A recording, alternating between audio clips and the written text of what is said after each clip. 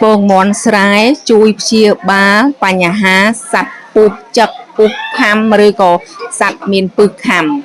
បងប្អូនទាំងអស់គ្នាវិធីសាស្ត្រមួយនេះគឺបងប្អូនម្នាក់ក៏បានចែកម្លែកនៅក្នុងសង្គមអញ្ចឹងណាចាតាមអ៊ីនធឺណិតតាមអីចឹងទៅហើយគាត់បានឆ្លងកាត់វិធីសាស្ត្រនឹងរួចហើយដោយឡែកគាត់ធ្លាប់នៅក្នុងព្រៃនៅក្នុងអីចា